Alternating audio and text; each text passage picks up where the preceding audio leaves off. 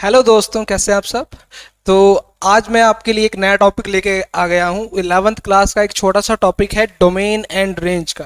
काफ़ी स्टूडेंट्स का डाउट रहता है कि किसी भी फंक्शन की डोमेन कैसे फाइंड आउट करते हैं और उसकी रेंज कैसे फाइंड आउट करते हैं। तो आज वो डाउट मैं आपका क्लियर करने वाला हूँ। हम दो क्वेश्चन करेंगे domain and range find out करने के ऊपर, और उन क्वेश्चन करने के साथ साथ जो डोमेन एंड रेंज का कंसेप्ट है वो कंसेप्ट भी मैं साथ के साथ आपका क्लियर करने वाला हूं। तो इस वीडियो को ध्यान से देखें। तो देखो भाई, डोमेन एंड रेंज का सबसे पहला क्वेश्चन आपके पास क्या है।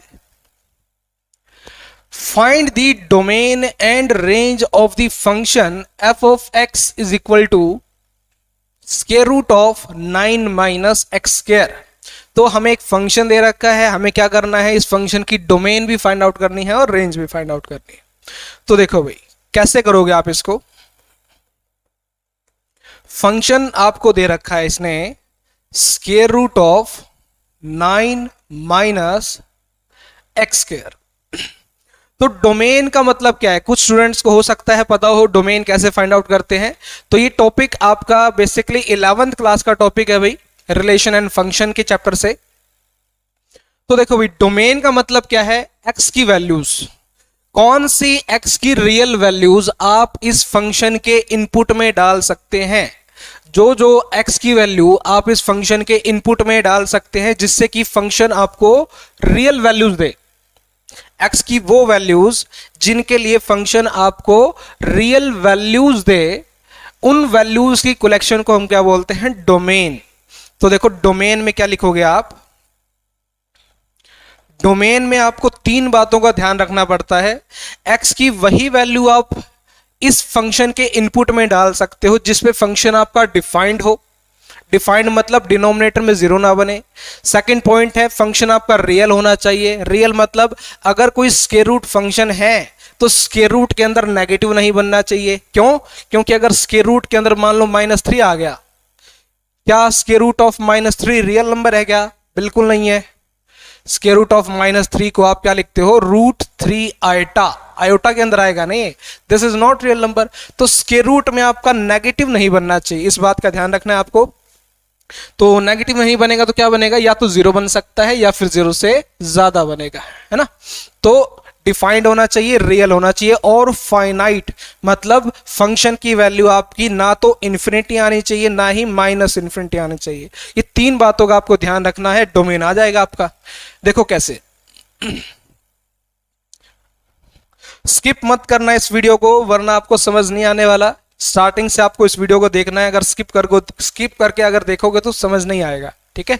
तो स्टार्टिंग से इस वीडियो को देखो। तो डोमेन में क्या है, ये फंक्शन आपका डिफाइंड होगा, रियल होगा एंड फाइनाइट होगा। Defined, real and finite. देखो, इस फंक्शन का डिनोमिनेटर कितना है, 1 है। तो मतलब डिनोमिनेटर में तो 0 बन नहीं सकता, ठीक है, मतलब डिफाइंड है ये। अब देखो, क्या स्क्वायर रूट है, स्क्वायर रूट फंक्शन है ना ये। तो स्क्वायर रूट के अंदर जो भी लिखा है वो या तो 0 आना चाहिए या फिर 0 से बड़ा आना चाहिए। तो डिफाइंड, रियल एंड फाइनाइट कब होगा भाई, इफ अगर स्क्वायर रूट के अंदर वाला क्या हो, या तो 0 बने या फिर 0 से ज्यादा। तो 9 को क्या लिख सकते हो आप, 3 का square minus X square greater than और equal to 0। A square minus B square क्या लिखोगे, a plus B into A minus B. तो यहां से आपके पास आएगा 3 + x into 3 - x greater than और इक्वल टू 0। आई थिंक मैंने थोड़ा ऊपर लिख दिया है। देखो भाई, क्या लिखोगे, 3 + x into 3 - x greater than और इक्वल टू 0। अब यहां पे आपको इनइक्वालिटी दिखाई दे रही होगी, ग्रेटर देन और इक्वल टू का साइन है ना। तो इनइक्वालिटी का क्वेश्चन अब यहां पे ये बन गया है। तो आपको वो x की वैल्यूज यहां पे निकालनी है जो कि इस इनइक्वालिटी को सेटिस्फाई करे। तो कैसे सॉल्व करोगे इस इनइक्वालिटी को आप, देखो, एक रियल लाइन बनाओ। This is -∞, this is +∞। पहले फैक्टर से x की वैल्यू आएगी -3 और दूसरे से आएगी +3। तो -3 मिलेगा आपको लेफ्ट साइड में और +3 मिलेगा राइट साइड में, क्योंकि छोटा नंबर लेफ्ट में होता है ना और बड़ा नंबर राइट में। अब इन दो नंबर ने रियल लाइन को 3 पार्ट्स में डिवाइड कर दिया। हर एक पार्ट के अंदर आप चेक करो क्या इस एक्सप्रेशन का साइन क्या आ रहा है, पॉजिटिव है या नेगेटिव है। -∞ से -3 के बीच में मैंने क्या उठा लिया, -4 उठा लिया। x की जगह -4 पुट करो, ये क्या आएगा, नेगेटिव। और यहां -4 पुट किया तो माइनस माइनस प्लस, ये प्लस ये minus, plus into minus minus, तो यहां आएगा माइनस, यहां आएगा प्लस, तो ये नेगेटिव आ गया, तो यहां क्या आ जाएगा, plus, minus plus minus. Alternate चलेगा भाई, ज्यादातर केसेस में अल्टरनेट ही चलता है, कभी कभार ये साइन रिपीट भी कर जाता है, ठीक है, लेकिन यहाँ पे अल्टरनेट चलेगा। आप चेक कर लेना, -3 से 3 के बीच में कोई भी वैल्यू यहाँ पुट करके देखना, इस एक्सप्रेशन की वैल्यू आपको पॉजिटिव ही मिलेगी, ठीक है। अब देखो हमें कौन सा पार्ट डोमेन में डालना है जिसपे इस एक्सप्रेशन का साइन कैसा है, ग्रेटर देन और इक्वल टू 0, मतलब पॉजिटिव आए। तो पॉजिटिव कहां मिल रहा है भाई, -3 से 3, -3 से 3, ये क्या है, पॉजिटिव है। अब बात है क्या एंड पॉइंट भी आप डोमेन में डालोगे क्या, मतलब x की वैल्यूज -3 और 3 होंगी क्या। यहां पे क्योंकि इक्वल का साइन है, इक्वल का साइन है, 3 को x की जगह पुट करो, 3 - 3 0, और इसकी वैल्यू 0 आ सकती है। ऐसे ही x की वैल्यू -3 पुट करो, 3 - 3 0, तो इसकी वैल्यू -3 भी हो सकती है। तो x की वैल्यू आपकी -3 हो सकती है, 3 हो सकती है, एंड -3 से लेके 3 तक जितने भी रियल नंबर आते हैं वो सारी की सारी रियल वैल्यूज आपके इस फंक्शन का डोमेन बन जाएगा। तो क्या आ गया भाई डोमेन, x की जो वैल्यू आएगी वो -3 होगी, 3 होगी, और इन दोनों के बीच के जितने भी रियल नंबर है वो सारी रियल वैल्यूज x ले सकता है, ठीक है। तो डोमेन आ गया आपके पास -3 से 3 क्लोज इंटरवल। तो इस इंटरवल से कोई भी वैल्यू आप इस फंक्शन के इनपुट में डाल सकते हैं। अगर वहां से कोई भी वैल्यू इस फंक्शन के इनपुट में डालोगे तो फंक्शन आपको रियल वैल्यू देगा, फाइनाइट वैल्यू देगा, एंड कैसे देगा, डिफाइंड होगा, रियल होगा, एंड फाइनाइट होगा, ठीक है।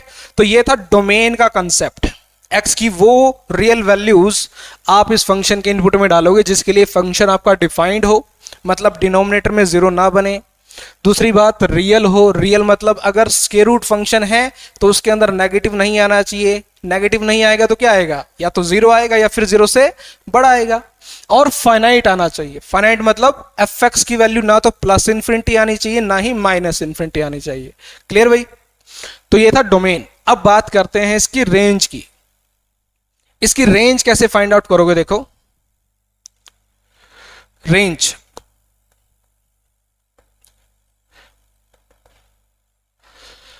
रेंज के लिए क्या करोगे आप, जो आपको fx दे रखा है उसको आप y पुट करो, put y is equal to fx, put y is equal to fx।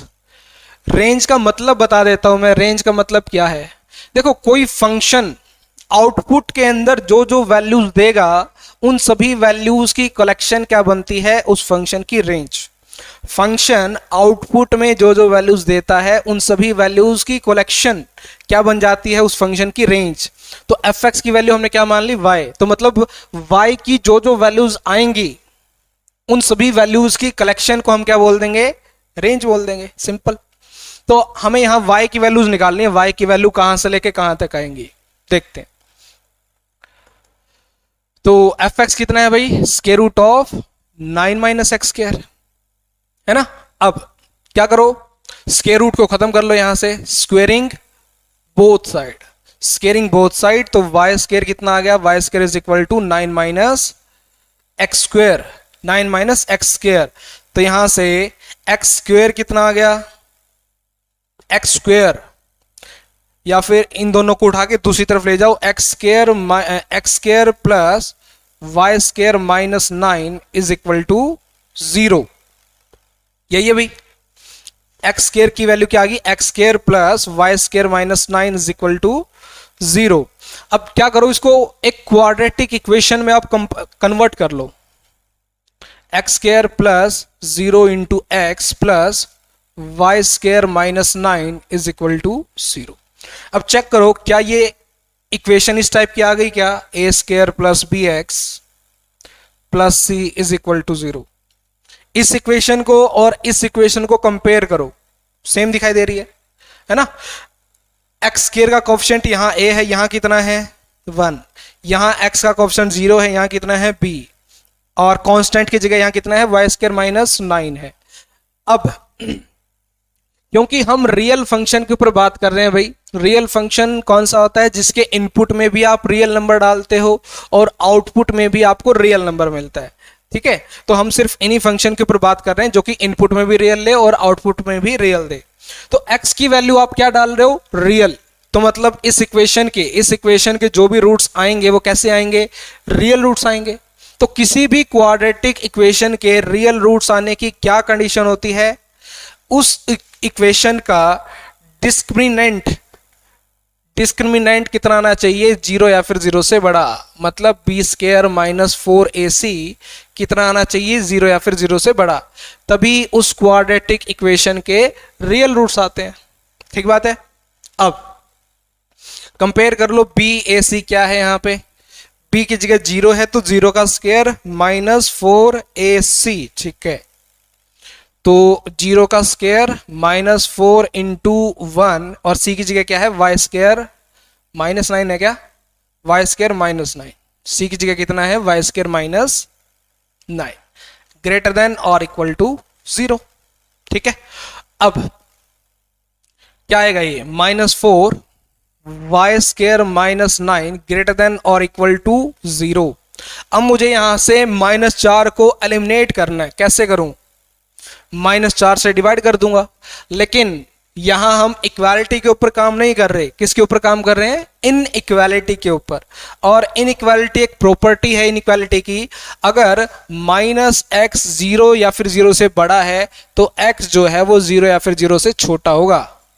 ये प्रॉपर्टी होती है इन इक्वालिटी की, ठीक है। या फिर इन इक्वालिटी में आप नेगेटिव नंबर से मल्टीप्लाई या फिर डिवाइड करवाते हो तो इन इक्वालिटी का साइन चेंज हो जाता है। तो -4 से मैंने डिवाइड करवाया तो वाई स्क्वायर माइनस 9, यहां तो -4 से -4 कैंसल, ग्रेटर देन और इक्वल टू की जगह लेस देन और इक्वल टू 0.-4 0। अब वही चीज फैक्टर्स बना लो, वाई स्क्वायर 9 को लिख दिया 3 का square, A square minus B square Y minus 3 into Y plus 3 less than और इक्वल टू 0। अब वही बात वही रियल लाइन बनाओ,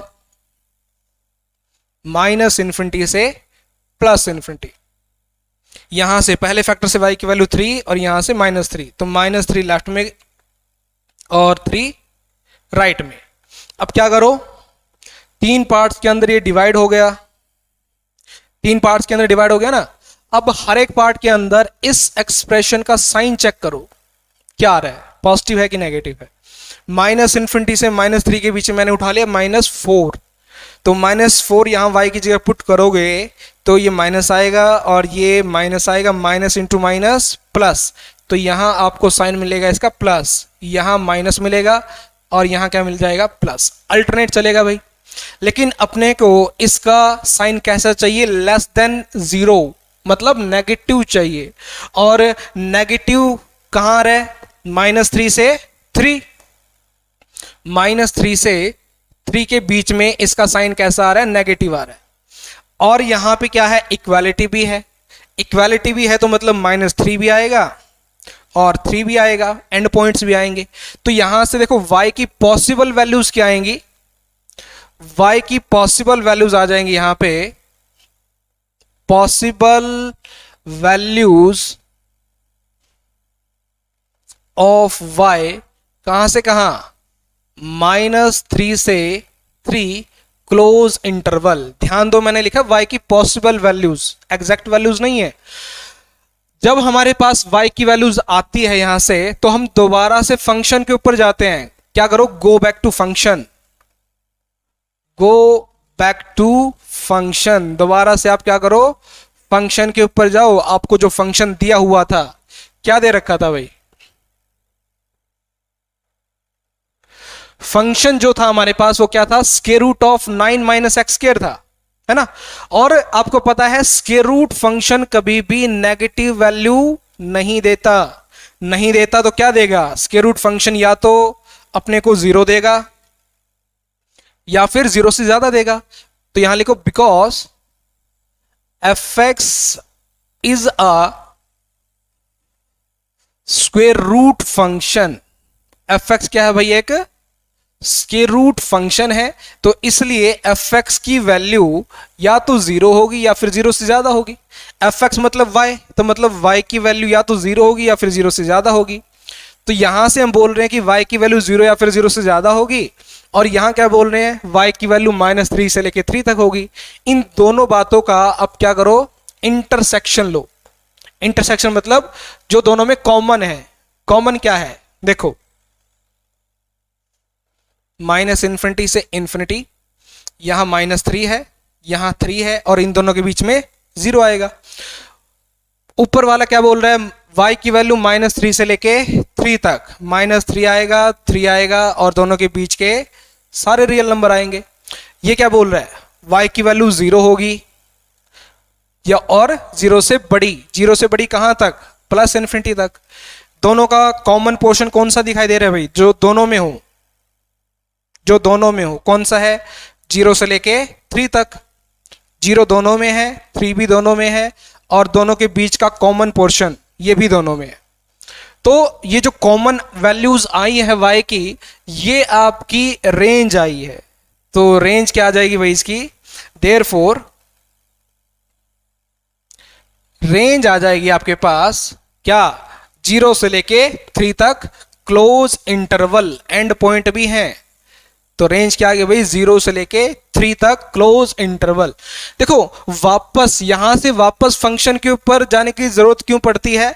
जब भी आपको स्क्वायर रूट फंक्शन दे रखा हो, मॉडुलस फंक्शन दे रखा हो, या फिर कोई ऐसा फंक्शन दे रखा हो जो कि नेगेटिव वैल्यू दे ही ना, जो कि नेगेटिव वैल्यू ना दे, तो एक बार आप वापस से फंक्शन पे जाके देख लो, क्या आपका फंक्शन नेगेटिव वैल्यू दे रहा है क्या?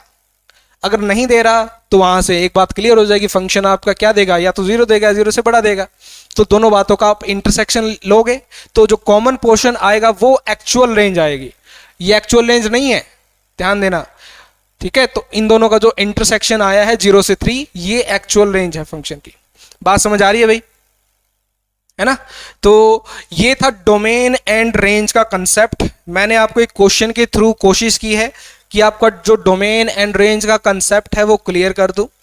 तो ये सिंपल सा क्वेश्चन था, एक आई थिंक ये 11th क्लास का ही क्वेश्चन है, एनसीईआरटी से मैंने क्वेश्चन उठाया है। तो आज की वीडियो में हम इतना ही कर रहे हैं। अगर आपको कोई डाउट है इस क्वेश्चन से रिलेटेड तो कमेंट करके आप मुझे ज़रूर बता सकते हैं कि मुझे इस जगह डाउट है, और अगर आपको ऐसे ही कुछ और क्वेश्चन में डाउट है तो कमेंट करके बताओ कि इस क्वेश्चन में आपको डाउट है, तो मैं उसके ऊपर नेक्स्ट वीडियो उस क्वेश्चन के ऊपर ले आऊँगा। ठीक है भाई, तो इस वीडियो में बस इतना ही। तो अब मिलते हैं अपनी नेक्स्ट वीडियो के अंदर। Thanks for watching.